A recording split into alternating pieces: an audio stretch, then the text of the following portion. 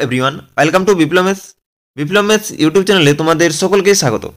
आज के भिडियोटी math practice क्लासे 5 नम्बर क्लास नहीं आलोचना करब एवं ये क्लासटी 2013 साले WBB परीक्षाते मैथ থেকে যে সমস্ত প্রশ্নগুলি ছিল সেই সমস্ত প্রশ্নগুলির সমাধান ডিটেইলসে আলোচনা করব। তো চলো আমরা ভিডিওটি শুরু করছি। তো দেখো আমাদের প্রথমে যে অঙ্কটি দেওয়া আছে যে 10% ক্ষতিতে এ একটি ঘড়ি বি কে বিক্রি করে বি ওই ঘড়ি সি কে 10% লাভে বিক্রি করে। যে দামে সি ঘড়িটি কিনলো সেই দামে যদি এ বিক্রি করত তবে তার শতকরা ক্ষতি কত হতো। তাহলে এখানে দেখো আমাদের এ একটি ঘড়ি বি কে বিক্রি করছে কত 10% ক্ষতিতে 10% ক্ষতিতে বিক্রি করছে। আমি ধরে নিচ্ছি যে ঘড়িটির মূল্য 100 টাকা। তাহলে ঘড়িটির মূল্য যদি 100 টাকা হয় 10% ক্ষতিতে বিক্রি করলে বি কে কত টাকাতে বিক্রি করবে 90 টাকাতে। এরপর কি বলেছে যে বি ওই ঘড়ি সি কে 10% লাভে বিক্রি করছে। তাহলে 10% লাভে বিক্রি করছে মানে কত 100 টাকার ঘড়ির মূল্য হবে 110 টাকা। তাহলে 90 টাকার ঘড়ির মূল্য কত হবে 110/100 গুণ 90। তাহলে এখানে একটা শূন্য এখানে একটা শূন্য কেটে যাচ্ছে, এই শূন্য কেটে যাচ্ছে, তাহলে কত হচ্ছে 99 টাকা। তাহলে বি সি কে ঘড়িটি 99 টাকাতে বিক্রি করেছে, অর্থাৎ সি ঘড়িটি 99 টাকা দিয়ে কিনেছে। এরপর কি বলেছে যে দামে সি ঘড়িটি কিনলো সেই দামে যদি এ বিক্রি করত তবে তার শতকরা ক্ষতি কত হতো। তাহলে দেখো এখানে আমাদের এ যদি সি কে 99 টাকাতে বিক্রি করত তাহলে তার শতকরা ক্ষতি কত হতো। তাহলে দেখো আমাদের 100 টাকার ঘড়িটি 99 টাকাতে বিক্রি করলে আমাদের ক্ষতি কত হচ্ছে 1 টাকা। তাহলে দেখো আমাদের শতকরা ক্ষতি কত হচ্ছে আমাদের 1% হচ্ছে। তাহলে এখানে আমাদের সঠিক অ্যান্সার হয়ে যাচ্ছে D80। ঠিক আছে, পরের অঙ্কটি দেখো। পরের অঙ্কটিতে কী দেওয়া রয়েছে যে নিচের কোনটি মৌলিক সংখ্যা নয়। তাহলে আমাদের এইখানে যে সংখ্যাগুলো দেওয়া আছে এই সংখ্যাগুলোর মধ্যে আমাদের কোনটি মৌলিক সংখ্যা নয় এটা আমাদের বের করতে বলেছে। আমাদের প্রথমে জানতে হবে যে মৌলিক সংখ্যা কোনগুলো। তো মৌলিক সংখ্যা হচ্ছে যে সেই সমস্ত সংখ্যা যে সংখ্যাগুলোকে কেবলমাত্র এক এবং সেই সংখ্যা দ্বারা ভাগ করা যায় বা অর্থাৎ বিভাজ্য। তাহলে এখানে দেখো আমাদের প্রথমে যে সংখ্যাটি দেওয়া রয়েছে 43কে কেবলমাত্র আমাদের 1 এবং 43 দ্বারা ভাগ করা যায়। তাহলে আমাদের 43 মৌলিক সংখ্যা। 53কে আমাদের 1 এবং 53 দ্বারা ভাগ করা যায়, তাহলে 53 হচ্ছে আমাদের মৌলিক সংখ্যা। 85কে দেখো আমাদের 1 এবং 85 ছাড়াও 5 এবং 13 দিয়ে ভাগ করা যায়, তাহলে আমাদের 85 মৌলিক সংখ্যা নয়। তাহলে এখানে আমাদের সঠিক অ্যান্সারটি হয়ে যাচ্ছে অপশন সি 80। ঠিক আছে, পরের অঙ্কটি দেখো। এরপর দেখো 3 নম্বর অঙ্কটি কী দেওয়া রয়েছে যে প্রথম 15টি বিজোড় সংখ্যার গড় এগুলোর মধ্যে কোনটি হবে। তো আমাদের প্রথমে কি 15টি বিজোড় সংখ্যার সমষ্টি বের করতে হবে। তাহলে আমাদের প্রথম 15টি বিজোড় সংখ্যার সমষ্টি কত হবে। দেখো প্রথম বিজোড় সংখ্যাটি 1, পরেরটি হচ্ছে আমাদের 3, 3-এর পরে হচ্ছে 5, 5-এর পরে 7, এরকমভাবে চলছে আমাদের। তাহলে আমাদের 15তম বিজোড় সংখ্যাটি হবে আমাদের 29। তাহলে 1 থেকে আমাদের 29 সংখ্যাগুলোর সমষ্টি কত হবে, সমষ্টি হবে আমাদের এখানে আমাদের মোট সংখ্যা মোট কতগুলো আছে আমাদের 15টি আছে। তাহলে 15/2 গুণ কত হয় আমাদের প্রথম সংখ্যা। তাহলে প্রথম বিজোড় সংখ্যা কত আছে 1 আছে, প্লাস শেষ বিজোড় সংখ্যা কত আছে আমাদের 29 আছে। তাহলে 1 + 29 তাহলে কত আসছে দেখো আমাদের 15 গুণ এখানে কত আসছে 29 + 1 মানে কত হচ্ছে 30, ভাগ কত হবে 2। তাহলে এখানে কত কাটছে আমাদের 15ই কাটছে। তাহলে 15 গুণ 15 এটা হচ্ছে আমাদের প্রথম 15টি বিজোড় সংখ্যার সমষ্টি। ঠিক আছে, তাহলে 15 গুণ 15 আমাদের কি বের করতে বলেছে যে প্রথম 15টি বিজোড় সংখ্যার গড়। তাহলে আমাদের কত দিয়ে ভাগ করতে হবে 15 দিয়ে ভাগ করতে হবে। তাহলে একটা 15 কেটে যাচ্ছে, তাহলে আমাদের গড় হচ্ছে 15। তাহলে এখানে আমাদের সঠিক অ্যান্সারটি হয়ে যাচ্ছে বি এর অপশানটি। ঠিক আছে, পরের অঙ্কটি দেখো। এরপর আসছি আমরা 4 নম্বর অঙ্কে। দেখো 4 নম্বর অঙ্কটিতে কী দেওয়া রয়েছে যে 30 জন বালিকার বয়সের গড় 13 বছর, তাদের প্রথম 18 জনের বয়সের গড় 15 বছর, বাকি 12 জনের বয়সের গড় এগুলোর মধ্যে কোনটি হবে। তাহলে দেখো আমাদের মোট কতজন বালিকা আছে 30 জন আছে। তাহলে 30 জন বালিকার গড় বয়স দেওয়া আছে আমাদের 13 বছর। তাহলে 30 জন বালিকার মোট বয়স কত হবে 13 গুণ 30 মানে কত হচ্ছে আমাদের 390 বছর। এটা হচ্ছে আমাদের 30 জন বালিকার মোট বয়স। এরপর আমাদের কি দেওয়া রয়েছে যে প্রথম 18 জনের বয়সের গড় 15 বছর। তাহলে আমাদের প্রথম 18 জন বালিকার বয়সের গড় দেওয়া আছে আমাদের 15 বছর। তাহলে আমাদের 18 জন বালিকার মোট বয়স কত হবে? 15 গুণ 18 মানে কত আসছে আমাদের? 270 আসছে। তাহলে এখানে আমাদের কি বের করতে বলেছে যে বাকি 12 জন বয়সের গড় কত হবে। তাহলে বাকি 12 জন বালিকার বয়সের মোট বয়স কত হবে? 390 মাইনাস 270। তাহলে এখানে কত আসবে আমাদের? 120। তাহলে আমাদের 12 জন বালিকার মোট বয়স হচ্ছে আমাদের 120 বছর। তাহলে আমাদের 12 জন বালিকার মোট গড় বয়স কত হবে? 120/12। তাহলে এখানে কত হচ্ছে আমাদের? 10 বছর। তাহলে এখানে আমাদের বাকি 12 জনের বয়সের গড় হচ্ছে আমাদের 10 বছর। তাহলে এখানে আমাদের সঠিক অ্যান্সারটি হচ্ছে অপশন বি।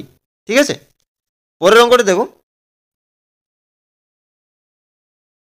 এরপর আসছি 5 নম্বর অঙ্কটিতে। তো দেখো 5 নম্বর অঙ্কটিতে কি দেওয়া রয়েছে যে a/3 = b/5 = c/7 হয়, তবে a + b + c/b এর মান এগুলোর মধ্যে কোনটি হবে? তো এই ধরনের অঙ্ক বিভিন্ন কম্পিটিটিভ পরীক্ষাতে কিন্তু দিয়ে থাকে। তো এই ধরনের অঙ্কের সমাধানের ক্ষেত্রে তোমরা কি করবে? দেখো এর নিচে কত আছে আমাদের? 3 আছে, বি এর নিচে কত আছে আমাদের? 5 আছে, আর সি এর নিচে 7 আছে। আমাদের কার মান বের করতে বলেছে? a + b + c/b এর মান বের করতে বলেছে। তাহলে এর জায়গাতে 3, বি এর জায়গাতে 5, কারণ বি এর নিচে 5 আছে। এখানে সি এর জায়গাতে কত হবে? 7। এখানে নিচে বি আছে, বি এর জায়গাতে কত হবে আমাদের? 5। তাহলে দেখো এই মানটি কত আসছে আমাদের? 5 + 3 8 আসছে, 8 + 7 কত হচ্ছে? 15/5। তাহলে কত আসছে আমাদের? 3 আসছে। তাহলে এখানে আমাদের সঠিক অ্যান্সারটি হয়ে যাচ্ছে সি এর অপশনটি। ঠিক আছে, পরের অঙ্কটি দেখো।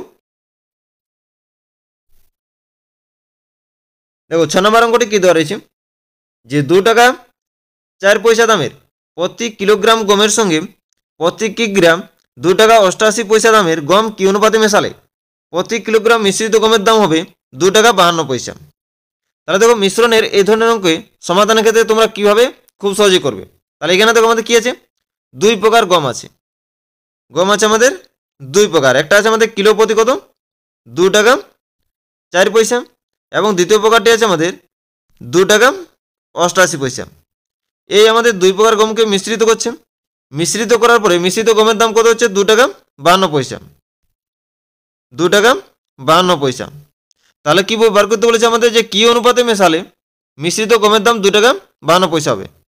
তখন তোমরা এভাবে করবে। ঠিক আছে, 2 প্রকারের দাম লিখবে, মাঝে মিশ্রিত গমের দাম লিখবে। এরপর কি করবে যে আমাদের আড়াআড়ি বড়টি থেকে ছোটটি বিয়োগ করবে। তো এখানে দেখো 2 টাকা 88 পয়সা মাইনাস 2 টাকা 52 পয়সা করলে কত আসবে আমাদের?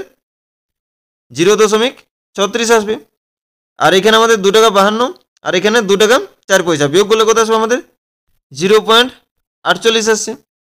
তাহলে এটাই হচ্ছে আমাদের নির্ণেয় অনুপাত। তাহলে এখানে আমাদের কত আসছে? 36:48। ঠিক আছে, তাহলে এখানে কত কাটছে? 3/36 আর 4/48। তাহলে আমাদের নির্ণয় অনুপাতটা পাচ্ছি 3:4। তাহলে এখানে আমাদের সঠিক অ্যান্সারটি হয়ে যাবে ডি এর অপশনটি। ঠিক আছে, তো মিশ্রণের এই ধরনের অঙ্ক করার ক্ষেত্রে তোমরা ঠিক এভাবেই সমাধান করবে। ঠিক আছে, পরের অঙ্কটি দেখো।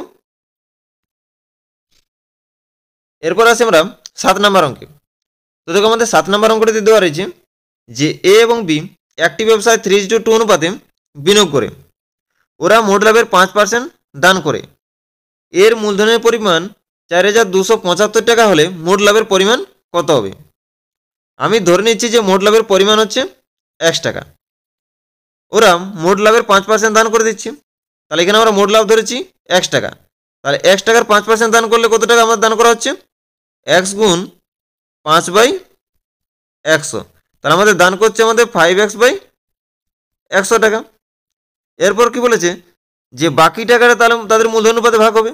তাহলে বাকি টাকা কত হচ্ছে আমাদের? x - 5x/100 মানে কত আছে আমাদের? 95x/100। তাহলে এই টাকাটা তাদের মূলধন অনুপাতে ভাগ হবে। তাহলে এ ও বি এর মূলধনের অনুপাত কত দেওয়া আছে আমাদের? 3:2 দেওয়া আছে। তাহলে আমাদের এর মূলধন কত আসবে? এর মূলধন হবে, এর অনুপাতটা কত দেওয়া আছে? 3 আছে। তাহলে 3 মোট অনুপাত 3 + 2 মানে হচ্ছে 5 গুণ আমাদের বাকি লাভটা কত আছে 95x/100, তাহলে 95x/100, তাহলে এটা হচ্ছে আমাদের কার মূলধন, এর মূলধন। তাহলে এর মূলধন আমাদের কত দেওয়া আছে 4275 টাকা। ঠিক আছে, তাহলে এইখান থেকে আমাদের সমাধান করে এক্স এর মান বের করতে হবে। ঠিক আছে, তাহলে এক সমান কত আসবে, এক সমান আসবে 4275 গুণ 5 গুণ 100 ভাগ কত 3 গুণ 95। তাহলে দেখো এখানে আমাদের কত কাটছে, 3 দিয়ে কাটছে।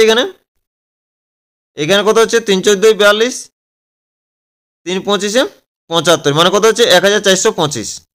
ঠিক আছে, এখানে আবার আমাদের 5 দিয়ে কাটছে, 5 দিয়ে কত কাটছে আমাদের 19 এ কাটছে।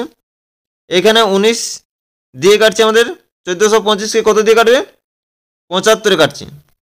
ঠিক আছে, 75 এ কাটছে, তাহলে 75 গুণ 100 মানে কত হচ্ছে আমাদের 7500। তাহলে এখানে আমাদের মোট লাভের পরিমাণ কত হচ্ছে 7500। তাহলে এখানে আমাদের সঠিক অ্যান্সারটি হয়ে যাচ্ছে সি এর অপশনটি। পরের অঙ্কটি দেখো। এরপর আসছি আমরা 8 নম্বর অঙ্কটিতে। যদি দিনে 16 ঘন্টা কাজ করে 12 জন লোক সপ্তাহে 33,600 টাকা রোজগার করে, তবে দৈনিক 12 ঘন্টা কাজ করে 18 জন লোক সপ্তাহে কত টাকা রোজগার করবে। তো দেখো আমাদের এই অঙ্কটি কিন্তু কার্য সময় অধ্যায় থেকে নেওয়া হয়েছে। তো কার্য সময় অধ্যায়ের কেবলমাত্র একটা ফর্মুলা দিয়ে কিন্তু সমস্ত অঙ্কই হয়। সেই ফর্মুলাটা হচ্ছে আমাদের M1 D1 T1 divided by W1 equal to M2 D2 T2 divided by W2, যেখানে এমটা হচ্ছে আমাদের লোক সংখ্যা বা জনসংখ্যা, ডি হচ্ছে আমাদের দিনসংখ্যা, টিটা হচ্ছে আমাদের সময়, আর ডাব্লিউ হচ্ছে আমাদের কাজের পরিমাণ। তাহলে আমাদের প্রথম ক্ষেত্রে M1 কত দেওয়া রয়েছে 12 আছে, D1 কত আছে আমাদের এখানে আমাদের 1 দেওয়া আছে, এইখানে আমাদের T1 কত দেওয়া রয়েছে 16 ঘন্টা আছে, W1 কত আছে আমাদের কাজের পরিমাণ অর্থাৎ কত টাকা রোজগার করছে 33,600। ঠিক আছে, আমাদের M2 কত দেওয়া রয়েছে, M2 আছে আমাদের 18, D2 কত দেওয়া রয়েছে D2টা 1, T2 কত দেওয়া রয়েছে 12 দেওয়া রয়েছে, W2টা আমাদের বের করতে হবে। ঠিক আছে, তাহলে এখানে আমাদের W2 সমান কত হবে, W2 সমান হবে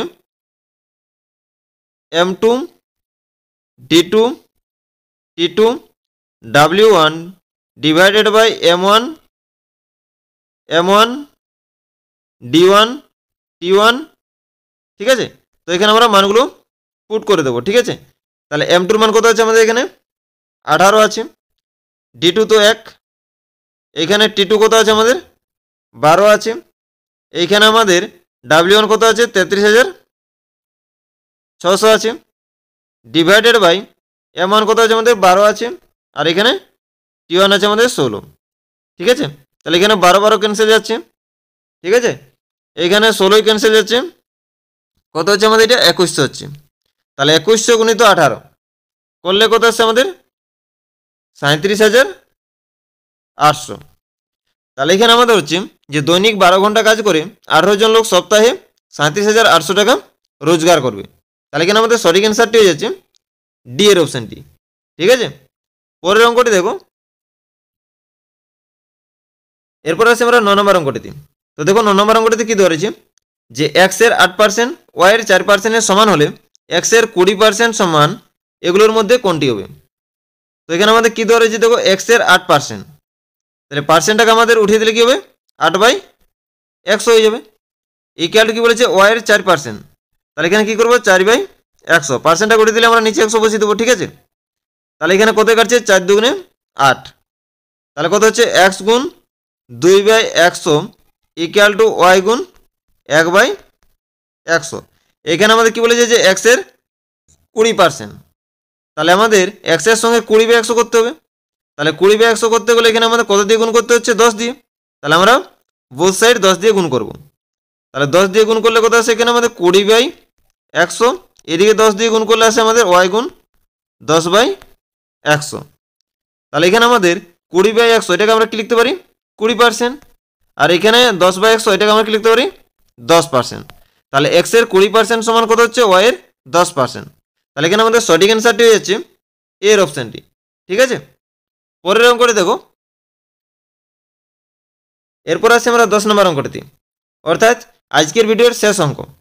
দেখো কি দেওয়া রয়েছে, একটি খুব সহজ সরল দেওয়া রয়েছে। ঠিক আছে, কি দেওয়া রয়েছে 1/6 প্লাস 1/12 প্লাস 1/20 প্লাস 1/30 মাইনাস 1/3 সমান কত হবে। তো প্রথমেই তোমরা এই যে হরগুলো দেওয়া আছে এই হরগুলার লসাগু বের করবে। তো এখানে আমাদের হরগুলোর লসাগু কত হবে 60 হবে। তাহলে এখানে কত হচ্ছে আমাদের 6 10 60 প্লাস 5 12 60 প্লাস এখানে কত হচ্ছে 3 20 60। তাহলে এখানে প্লাস 3 আসছে, এইখানে 30 ইন্টু 2 মানে এখানে কত আসছে 2 মাইনাস 20।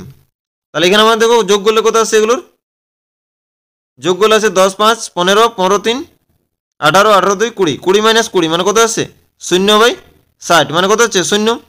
তাহলে এখানে আমাদের সরলতম মানটা হচ্ছে 0। তাহলে এখানে আমাদের সঠিক অ্যান্সারটি হয়ে যাচ্ছে এর অপশানটি।